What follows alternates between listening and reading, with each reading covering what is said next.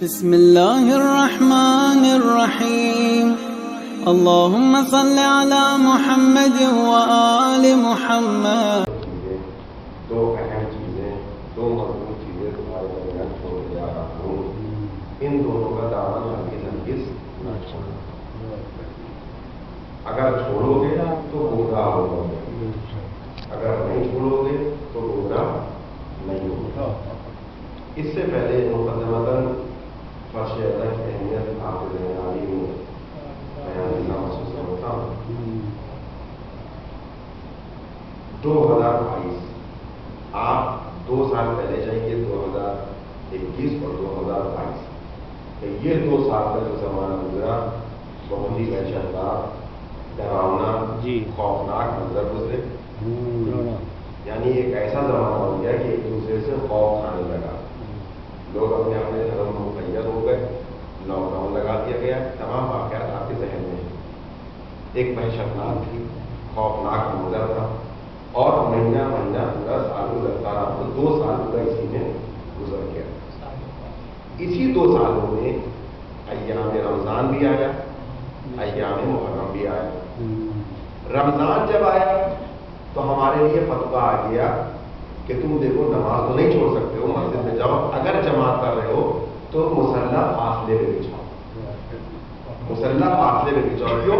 کیونکہ یہ ایک ایسی وبا ہے جو ایک دوسرے سے مل جائے گی، قریب ہو کے بات نہ کرو۔ یہ تو ہمارا فتویٰ آیا، ہمارے مذہب کی، ہماری شریعت کا، لیکن اسی طریقے سے ہماری گورنمنٹ نے بھی حکم دے دیا کہ 2 گز کی دوری بنا کے رکھیے۔ الحمدللہ ہم نے اس کا بھی پالن کیا، اس کو بھی فالو کیا۔ ہمارے شریعت نے بھی حکم دیا تو ہم نے اپنا مسلح تھوڑی فاصلے پہ کر لیا جہاں تک حدود تھی۔ گورنمنٹ نے ہم سے کہا، ہم نے گورنمنٹ کی بھی بات مانی، 2 گز دوری کر لی، ماسک لگانا شروع کر دیا، شیلڈ لگانا شروع کر دیا۔ کیوں؟ کیونکہ ہماری گورنمنٹ نے کہا، گورنمنٹ جو کہے کہ ہم اس کا پالن کریں گے، اس کا حکم مانیں گے، کیونکہ ہماری گورنمنٹ ہے تو ہمیں اس کا حکم ماننا پڑے گا۔ اب گورنمنٹ نے کہا کہ آپ کو مجلس کرنی ہے، مسجد جانا ہے، پوجا کرنی ہے تو تھوڑا فاصلے سے جائیے۔ ہم نے اس کا حکم مانا، اس پہ عمل کیا۔ نماز کا مجلس پڑھی، مصلے پہ گئے، نماز پڑھنے ہیں تو فاصلے پہ تھوڑا سا مصلہ رکھا گیا۔ کیوں؟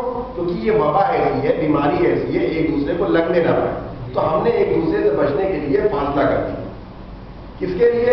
نماز کے لیے گئے تھے، اللہ کے گھر میں گئے تھے عبادت کرنے کے لیے۔ جو کچھ بھی ہم نے کیا اپنے لیے کیا۔ فتویٰ آیا کہ مصلے کو تھوڑا دور پہ جاؤ، لیکن آپ غور کر کے بتائیے، آپ نے بھی یہ مشاہدہ کیا ہوگا کہ جہاں کہیں بھی فرش اعضا بچھی ہوگی تو کیا آپ جب آئے فرش اعضا پہ تو آپ نے یہ فاصلہ، یہ 2 گز کی دوری قائم رکھی؟ نہیں رکھی۔ کیوں؟ کیونکہ آپ آئے اس فرش اعضا پر بیٹھے، جہاں جس کو جگہ ملی وہ وہیں بیٹھ گیا، کسی کے پہلو میں جگہ ملی وہ وہیں بیٹھ گیا، گھٹنے سے گھٹنا ملا کے بیٹھا، شانے سے شانہ ملا کر بیٹھا۔ مسئلہ اس بات کا ہے کہ آپ ایک دوسرے سے بات کر رہے ہیں تو 2 گز کی دوری سے بات کر رہے ہیں، نماز پڑھ رہے ہیں تو مصلح فاصلے سے بچھا رہے ہیں، تو فرش اعضا پہ جب آ رہے ہیں تو یہ فاصلہ کیوں نہیں بنا رہے ہیں؟ فرش اعضا پہ جب آ رہے ہیں تو فاصلہ کیوں نہیں بنا رہے ہیں؟ اصل میں فاصلہ اس لیے نہیں بنا رہے ہیں کہ فرش اعضا ہے راہ نجات ہے، فرش اعضا راہ شفا ہے۔ یہ صرف میری باتیں نہیں ہیں، رسول کی حدیث ہے۔ کیا حدیث ہے؟ سماعت فرمائیے۔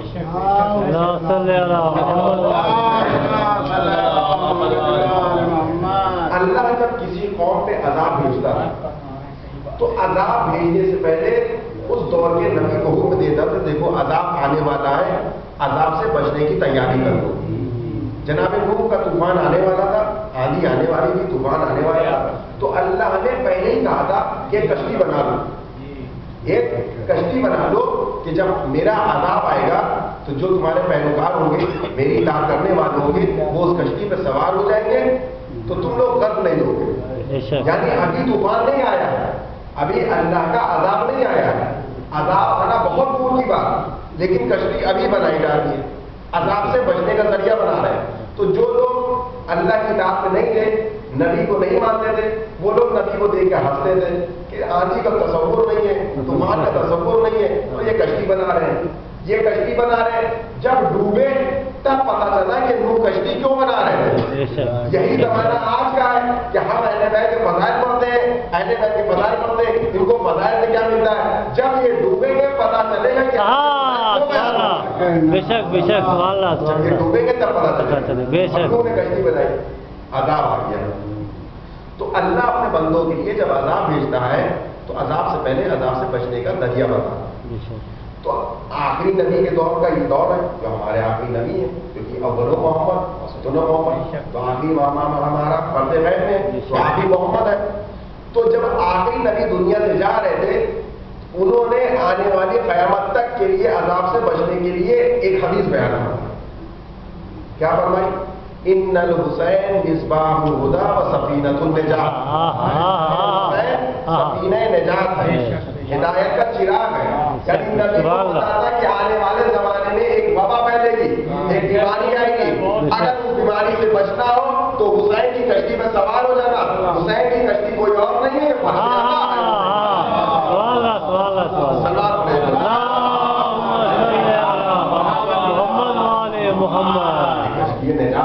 بے شک، یہ راہ نجات فرش عذاب۔ اب یا تو اس کو آپ راہ نجات نہ مانیں، اگر تصور کرتے ہیں تو عقیدے کے ساتھ آئیے، عقیدے کے ساتھ آئیے۔ اگر آپ سمجھتے ہیں کہ یہاں ہستیاں آتی ہیں، طیب و طاہر ہستیاں آتی ہیں، اب جب وہ آ جائے تو ان کی نسبت سے، ان کے وسیلے سے ہمارے اوپر کوئی بیماری لاحق نہیں ہو سکتی، کیونکہ وہ انسان جو بیماری کو بھی گزری ہے، جو بالکل بھی اللہ سے دور تھا، شریعت سے دور تھا، اسلام سے دور تھا، لیکن یہ جب بیماری آئی ہے تو اس کو بھی الگ بات تیار آیا۔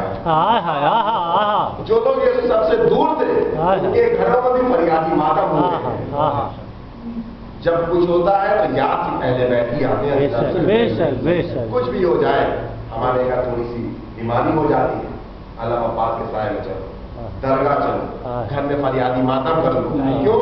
کیونکہ یہی ہے اللہ کا وہ ذریعہ جو ہماری عبادتوں کو، ہماری دعاؤں کو، ہماری بلاؤں کو، ہمارے دعاؤں کو شفایات دلاتے ہیں اور مستجاب کراتے ہیں۔ یہ ہستی ہے۔ تو عزیزان گرامی، اللہ کا نبی دو چیزیں چھوڑ کر دیا۔ کل میں نے عرض کیا تھا کہ ذریعہ بنایا تھا دو چیزوں کا۔ نبی آئے، جتنی بھی چیزیں نبی لائے وہ ہم تک پہنچائیں، کوئی بھی حکم رہا ہو، نماز کا، روزے کا، حج کا، زکات کا، خمس کا، نہی عن المنکر کا، امر بالمعروف کا، جتنے بھی احکامات ہیں نہ اللہ وہاں سے لایا نہ ہم دینے گئے۔ کل یہ بات آپ کے سامنے رکھتے ہیں۔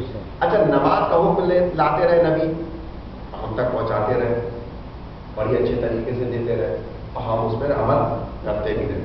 لیکن عزیزان گرامی، یہ جو ہم عمل کرتے ہیں، نماز کی ترکیب پر بیان کرتے ہیں، نماز پڑھنے کا طریقہ ہوتا ہے، روزہ رکھنے کا طریقہ ہوتا ہے، تو ہر طریقے کو نبی نے بیان فرمایا، کسی اور نے نہیں بیان فرمایا۔ نبی کا طریقہ کیا تھا نماز کا؟ اور جو امتیں گزری ہیں آج دنیا میں جو نماز پڑھی جاتی ہے 73 فرقوں میں، وہ جتنے پڑھی لیکن کم سے کم 5 طریقے سے نماز پڑھی جا رہی ہے، 5 طریقے سے نماز پڑھی جا رہی ہے۔ 4 امام کا الگ مصلی ہے اور 12 امام کا ایک الگ مصلی ہے۔ 4 والوں نے اپنا الگ مصلی کر لیا اور 12 والے نے اپنا ایک مصلی کر لیا۔ اس میں اختلاف کی بات نہیں ہے، کتابوں کی باتیں سب جانتے ہیں، کوئی مختلف بات نہیں ہے، کسی کو پسند نہیں ہے، کیونکہ یہ اسلام کی باتیں، شریعت کی باتیں سب نے اپنی اپنی کتابوں میں لکھا۔ نبی کیا کہہ کر گئے تھے؟ نبی نے ارشاد فرمایا تھا، صلو کما رأیتمونی اصلی، نماز ویسے پڑھنا جیسے مجھے پڑھتے ہوئے دیکھنا۔ یعنی نبی کی حدیث ہے تو مسلم ہے۔ اب نبی کیا کہہ رہے ہیں کہ نماز ویسے پڑھنا جیسے مجھے پڑھتے ہوئے دیکھنا۔ اب ہم یہ دیکھیں گے کہ نبی نے نماز کیسے پڑھی اور تاریخ لکھنے والوں نے تاریخ میں کیا لکھا۔ اب ہم پہنچے سب سے پہلے فرقے کے پاس، 4 فرقے ہیں، 4 فرقے کے پہلے فرقے کے پاس گئے، یہ بتائیے آپ نے نبی کو نماز پڑھتے ہوئے دیکھی؟ تو انہوں نے کہا ہم نے نبی کو نہیں دیکھا، تو نبی کی نماز کی کیا بات ہے؟ اس لیے ہم نبی کے دنیا سے 80 برس بعد آئے۔ یہ پہلا فرقہ تھا۔ ہم دوسرے فرقے کے پاس گئے، یہ بتائیے آپ نے نبی کو نماز پڑھتے دیکھی؟ تو وہ کہیں گے ہم نے پہلے والے فرقوں کو نہیں دیکھا، تو نبی کی کیا بات؟ تیسرے کے پاس گئے, انہوں نے کہا ہم نے نبی کو نہیں دیکھا, تو نماز کی کیا بات. چوتھے فرقے کے پاس گئے, انہوں نے یہی جواب ملا. یعنی 4 فرقے والوں کے پاس گئے, چاروں کا جواب یہ تھا ہم نے نبی کو نہیں دیکھا, ہم نے نبی کو نہیں دیکھا. چاروں فرقوں والوں نے نبی کو نہ دیکھنے سے انکار کر دیا کہ ہم نے نبی کو نہیں دیکھا. اب ہم گئے 12 اماموں کے پہلے کے پاس. بھائی نبی کہہ کے گئے سلو کما رأیتمونی اصلی, نماز ویسے پڑھنا جیسے مجھے پڑھتے ہوئے دیکھنا. 4 فرقوں والوں نے منع کر دیا, ہم نے نبی کو نماز پڑھتے ہوئے نہیں دیکھا. اب ہم 12 امام کے پہلے کے پاس گئے. اچھا آج جو ہم اپنا اسلام, شریعت, فقہ, اصول, عقائد جو کچھ لیتے ہیں اپنے مراجعوں سے لیتے ہیں جن کی ہم تقلید کرتے ہیں, تو ہم نے اپنے نماز کا طریقہ کہاں سے لیا؟ اپنے مراجع کرام سے لیا. مراجع کرام نے کہاں سے لیا؟ فقہا سے لیا. فقہا نے کہاں سے لیا؟ آخری امام کے جو 4 نائبین تھے ان سے لیا. ان 4 نائبین نے کس سے لیا؟ انہوں نے کہا ہم نے آخری امام سے لیا. اب آخری امام کا طریقہ نماز حسن عصری جیسا, حسن عصری کا طریقہ نماز علی نقوی کا طریقہ نماز محمد تقی جیسا, محمد تقی کا طریقہ نماز علی رضا جیسا, علی رضا کا طریقہ نماز محمد قاسم جیسا, محمد قاسم کا طریقہ نماز جعفر صادق جیسا, جعفر صادق کا طریقہ نماز باقر العلوم جیسا, باقر العلوم کا طریقہ نماز زین الغیبہ جیسی, زین الغیبہ کے طریقہ نماز شہید کربلا جیسی, شہید کربلا کی طریقہ نماز حسن مجتبیٰ جیسی, حسن مجتبیٰ کے طریقہ نماز مولا کائنات جیسی. اب مولا کائنات نے جب رسول کے دنیا سے جانے کے بعد نماز پڑھائی, جانے کے بعد جب مولا کائنات نے نماز پڑھائی, یہ ہماری کتابوں میں نہیں لکھا, مسلمانوں کی سب سے معتبر کتاب میں یہ نماز موجود ہے. رسول کے بعد مولا کائنات نے نماز پڑھائی تو ہر ایک صحابی نے چیخ کر کہا ہم نے آج نماز ویسی پڑھی جیسے رسول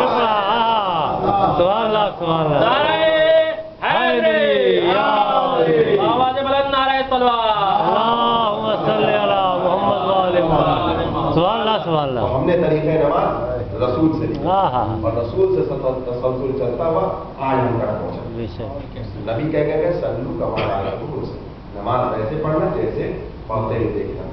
اچھا یہ لفظ سلو جو نبی کی حدیث ہے, سلو سوا لام واو یعنی کہ نماز پڑھو, یہ حکم ہے. سلو جو لفظ ہے یہ حکم کیا ہے. سلو امر کا صیغہ, حکم,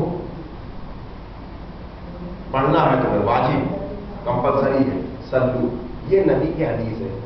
ایک سلو ہم نے قرآن میں دیکھا, یہ نبی کی حدیث ہے جو میں نے بیان فرمائی, سلو کما رأیتمونی اصلی, نبی کی حدیث. اب ایک سلو قرآن میں وہ کیا ہے؟ ان اللہ و ملائکتہ یصلون علی النبی صلو علیہ وسلموا تسلیما. اللہم صلی علی محمد. ایک نبی کی حدیث سلو اور ایک اللہ کی آیت قرآن میں سلو, دونوں ورڈ ایک ہے, سواد لام واو. لیکن قرآن میں جو سلو ہے اس کا مطلب اور ہے, نبی کا جو سلو اس کا مطلب اور ہے. اور کریے گا عزیزان کرام, انشاءاللہ آپ نتیجہ ملے گا محفوظ بھی ہوگی. نبی نے جو سلو بیان فرمایا اس کا مطلب ہے نماز پڑھو. قرآن میں جو سلو آیا اس کا مطلب, قرآن میں جو سلو آیا اس کا مطلب نماز پڑھنے کا نہیں ہے, بلکہ یہ کہا کہ اے ملائکہ تم اور تم ملائکہ تم بھی سلوات پڑھو, میں بھی پڑھتا ہوں. یعنی درود بھیجو کس پر؟ نبی پر اور آل نبی پر. تو قرآن میں جو سلو آیا وہ درود کیا ہے, رحمت کیا ہے, کس کے اوپر؟ پنجتن پر. اور نبی سلو کہہ رہے ہیں نماز پڑھو. تو کیا مان اللہ اللہ میں اور نبی میں کوئی فساد ہے, کوئی لڑائی ہے, کوئی جھگڑا ہے؟ نبی سلو کہہ رہے ہیں نماز پڑھو نماز پڑھو نماز پڑھو. اللہ سلو کہہ رہا ہے اہل بیت پر سلوات بھیجو سلوات بھیجو سلوات بھیجو. یہ کیا معاملہ ہے پروردگار, کیا معاملہ ہے رسول اللہ آپ بتائیے. کہا دیکھو یہاں لڑائی نہیں ہے, یہاں ہم میں اور اللہ میں انڈرسٹینڈنگ ہو گئی ہے. اللہ میں اور ہمیں انڈرسٹینڈنگ اس بات کی ہو گئی ہے کہ میرے حبیب تم سلو کہو تو نماز پڑھنے کا حکم ہوگا, ہم سلو تو تم پر سلوات ہوگی. مطلب یہ ہے کہ تم کائنات کو ہمارے قدموں میں جھکاؤ, ہم کائنات کو تمہارے قدموں میں, کائنات کو تمہارے رہتے ہوئے.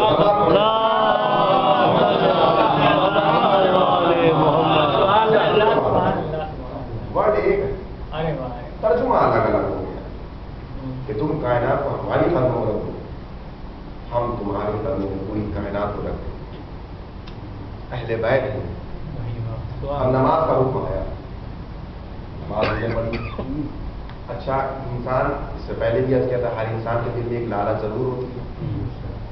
لالچ کیا ہے؟ جنت ہے. کل کی گفتگو آپ کے ذہن میں آ رہی ہوگی. لالچ، اور لالچ کی وعدگاہ کہاں ہے؟ روز محشر.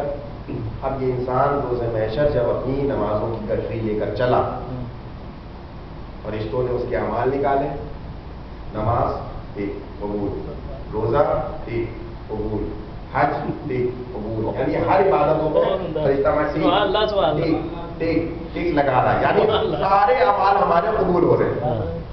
ہم بڑے خوش ہوتے جا رہے ہیں کہ بھائی ہم نے جس لالچ میں عبادتیں کری تھی دنیا میں، وہ ہمارے سب قبول ہو رہا ہے. الحمدللہ سب قبول ہو رہا ہے. سارے عمل ٹیک کسی پہ روک نہیں ہے، سب پہ ٹیک. اب فرشتے نے کہا جاؤ جنت کی طرف، جنت کی طرف جاؤ. اب ہم جنت کی طرف جیسے ہی بڑھے، سورہ صافات میں اللہ نے ارشاد فرمایا وَقِفُوهُمْ إِنَّهُمْ مَسْئُولُونَ. عبادت کو قبول ہو گئی، لیکن جب بڑھ رہے تھے جنت کی طرف، آواز قدرت آ گئی وَقِفُوهُمْ إِنَّهُمْ مَسْئُولُونَ. ان کو روکو، ابھی ان سے سوال کیا جائے گا. ان کو روکو، ابھی ان سے سوال کیا جائے گا. پروردگار نماز پیچھے قبول کروا کے آ رہے ہیں، روزہ پیچھے قبول کروا کے آ رہے ہیں، حج قبول، زکات قبول، امر بالمعروف قبول، نہی عن المنکر قبول، یتیموں کی پرورش قبول، مسکینوں کی پرورش قبول، بیواؤں کی مدد کرنا قبول، لوگوں کی مدد کرنا قبول، پڑوسیوں کی امداد کرنا قبول. سارے اعمال قبول کروا کے اب جنت کی طرف تیرے فرشتوں نے حکم دیا. تو آواز قدرت آئی بقیبو، ان کو روک دیا جائے، ان کو ابھی نہیں جانے دیا جائے گا، ابھی ان سے ایک سوال کیا جائے گا. پروردگار کہے گا سوال. تو دیکھیے قرآن کی ایک آیت دوسری آیت سے کڑی جوڑتی ہے. تو اللہ نے کہا فَقِفُوهُمْ إِنَّهُمْ مَسْئُولُونَ، ابھی ان سے سوال کیا جائے گا. اب تیسرے پارے کی پہلی آیت میں ارشاد فرما اما يَتَسَاءَلُونَ عَنِ النَّبَإِ الْعَظِيمِ، کہ ان سے سوال کیا جائے گا نبأ عظیم کے بارے میں. اللہ کہہ رہا ان کو روکو، ابھی سوال کیا جائے گا، وہ سوال ہوگا نبأ عظیم کے بارے میں. اب ہر اس آیت کی تفسیر لکھنے والوں میں چاہے اہل تشیع ہو چاہے اہل تسنن ہو، ہر ایک نے لکھا نبأ عظیم کا جو سوال ہوگا وہ نبأ عظیم کسی اور کا نام نہیں ہے، ولایت علی ابن ابی علی کا نام ہے. ایک سباب پڑھیں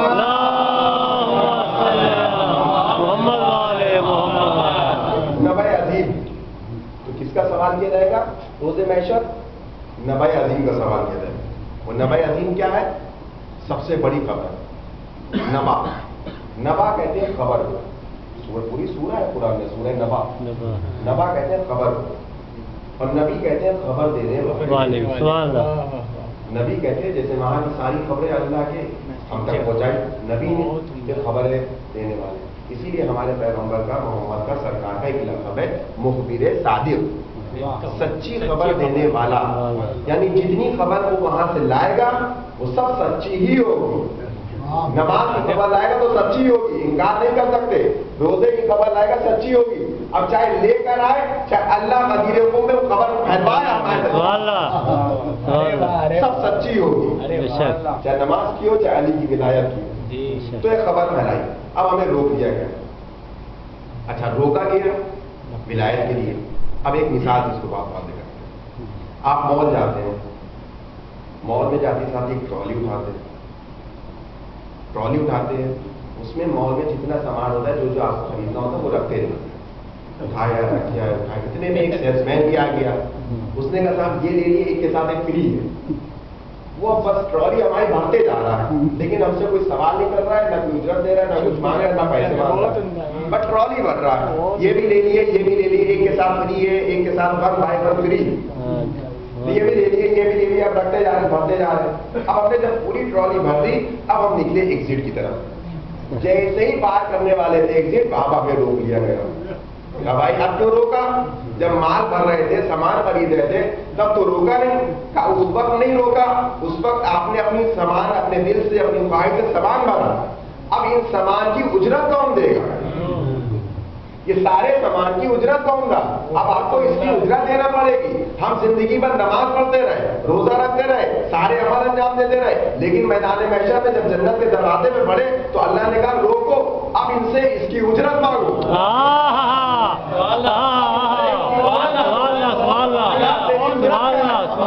کہہ دو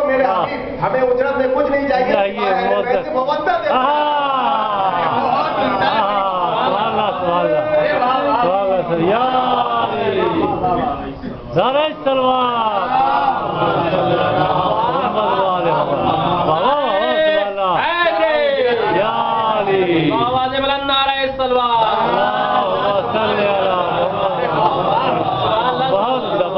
ماشاء اللہ اسألكم علیہ اجرا الا المودۃ فی القربى. کچھ نہیں چاہیے، صرف قرابت داروں کی محبت چاہیے، محبت بھی نہیں، محبت چاہیے. جب یہ آیت نازل ہوئی، آیت مبتہ جسے کہتے ہیں، یہ آیت نازل ہوئی تو ہر ایک آیت کے نازل ہونے سے پہلے اس کا کچھ ایک بیک گراؤنڈ ہوتا ہے، تب وہ آیت نازل ہوتی ہے. تو یہ آیت اس وقت نازل ہوئی کہ جب اللہ کا حبیب آیا ہجرت کر کے تو بہت ہی پریشانی اٹھانی پڑی لوگوں کو مسلمان بنانے میں. بہت پریشانی اٹھائی، اذیتیں اٹھائی، کانٹوں پہ چلے، غلاظتیں برداشت کری، گالیاں برداشت کری، پتھر برسائے گئے، بہت مشقت ہوئی. تو جب لوگ مسلمان ہو گئے، مومن ہو گئے، تو وہ لوگ کچھ اپنی اجرت لے کر حبیب کی خدمت میں آئے. کہ یا رسول اللہ، آپ نے ہم کو مومن بنانے میں، پاکیزگار بنانے میں، مسلمان بنانے میں کافی مشقت اٹھائی ہے. اب ہم یہ چاہتے ہیں کہ آپ ہماری طرف سے کچھ ہدیہ، کچھ تحفہ قبول فرمائیں. تو یہ آیت نازل آئی، میرے حبیب ان سے کہہ دو ہمیں اجرت میں کچھ نہیں چاہیے سوائے قرابت داروں سے مودت اختیار ہے.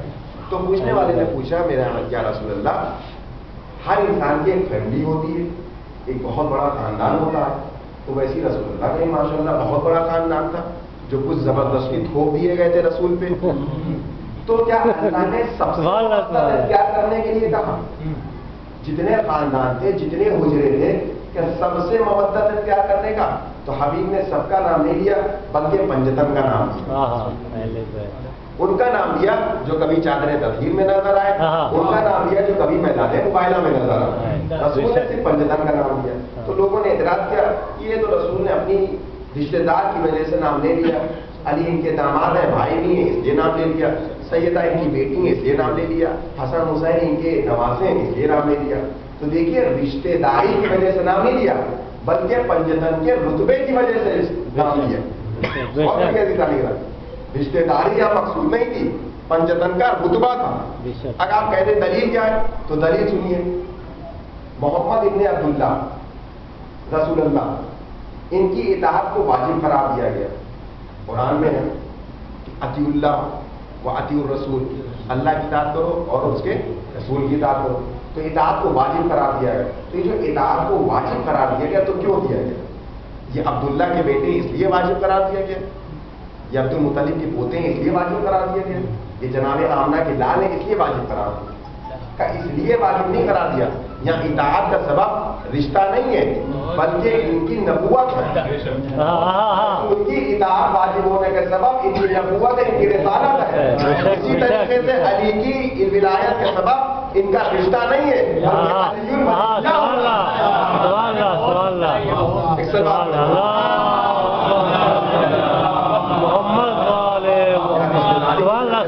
بے شک بے شک رتبہ ہے. اہل بیت کا رتبہ ہے. ہر اہل بیت کے چاہنے والے اہل بیت یہ اپنا رتبہ لے کر آئے، ورنہ انہوں نے اپنی شہادت کسی اور کو نہیں دے دی. ہر ائمہ نے، معصومین نے جو اذیتیں اپنے اوپر برداشت کرنی ہیں وہ کسی اور کو برداشت نہیں کی. شہزادی نے ایسے ہی نہیں کہہ دیا صفت علیہ بابا بہت مصیبتیں پڑی. اگر دین پہ پڑ جاتی تعلیمی میں بدل جاتی. شہزادی مرثیہ پڑھنی بڑی بات ہے. کیا ہو گیا شہزادی کے ساتھ؟ شہزادی کو مرثیہ پڑھنا پڑا. جوانی میں جن کے بال سفید ہو جائیں، دیکھیے گریا کرنے والے بہت تھے. جناب یعقوب نے کتنے سال یوسف کے فراق میں گریا کیا. جناب نوح 900 سال گریا کرتے رہے. سید الساجد خون کے آنسو روئے ہیں کتنے سال، 35 برس تک. جناب سیدہ کتنے سال تک گریا کری؟ رسول کے بعد 45 دن یا 75 دن.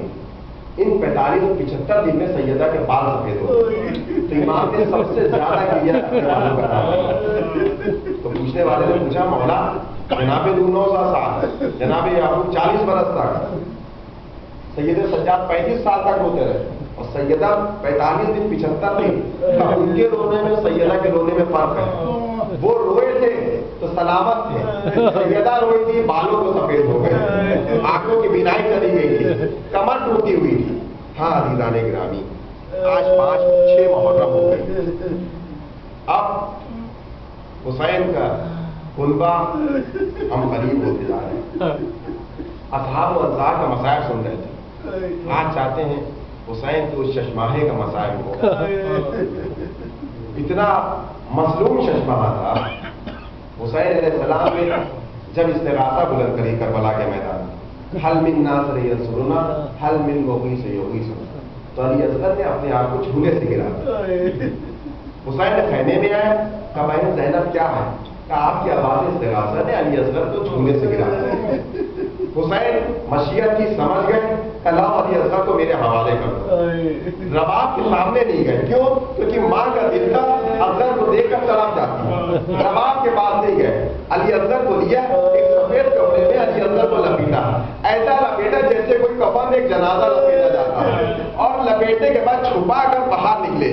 شاید اس لیے چھپا رہے تھے کہ سورج کی شعاعیں علی اصغر کے اوپر نہ پڑنے پائے, سورج کی تابش علی اصغر پہ نہ پڑنے پائے. فوجی اشقیہ میں آئے اور آن کے کہتے ہیں فوجی اشقیہ میں نے یزید کی بیعت سے انکار کیا ہے, مجھے پانی نہ دو, اس بچے نے تمہاری کیا شکایت ہے, اس بچے کی کیا پتہ ہے, اس بچے کو تو پلا دو. آواز آئی کیا تم بچے کے بہانے پانی پی لو گے؟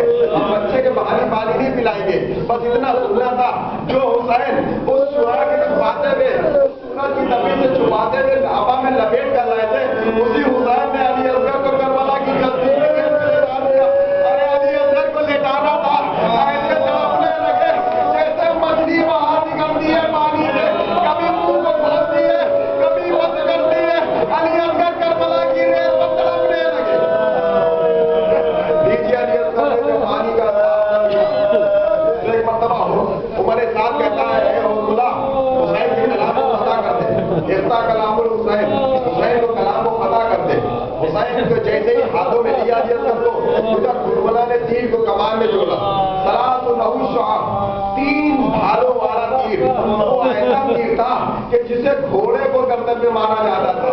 اس کا کہنا ہے کہ جب میں نے جیسے تیر کو کمان میں جوڑا وہ تیر گر گیا, میں نے پھر اٹھایا دوسرا تیر جوڑا پھر گر گیا, ایسے 3 دن گرے ہوئے اور گر گیا. عمر سعد کہتا بھولا جب مجھ سے کوئی پوچھتا ہے سب دل کون ہے تو میں تمہارا نام لیتا تھا. آخر آج تمہیں کیا ہو گیا ہے کہ تم سے تیر نہیں چل رہا؟ کہ کیا بتاؤ, جیسے تیر جوڑتا ہوں میرے آنکھوں کے سامنے ایک نقاب پر تیر گرا کے کھڑی ہو جاتی ہے اور دامن پھیلا کے کہتی ہے اے حسین تو بھی تو سارے میں آزاد ہوگا. ارے میرے بچے کے بچے کو دعوت. دیکھیے حرملہ کا تیر چلا, تیر اتنا مزید تھا کہ علی اصغر کے کان میں چھیدا, ایک کان سے نکلا دوسرے کان سے نکل گیا. وہ تیر اتنا مزید عزیزان گرامی, اتنا مزید تھا. اگر حسین اپنی طاقت سے نہ روکتے تو وہ تیر علی اصغر کو نہ جانے جنگل میں کہاں لے کر چلا جاتا, علی اصغر کا پتہ نہ چلتا. بچہ باپ کے ہاتھوں میں منقلب ہو گیا, اب علی اصغر کے لہو بہنے لگا. حسین نے چلو میں لیا, چاہا کہ آسمان کی طرف پھینکیں, آسمان سے ندا آئی حسین قیامت تک پانی نہ برسے گا.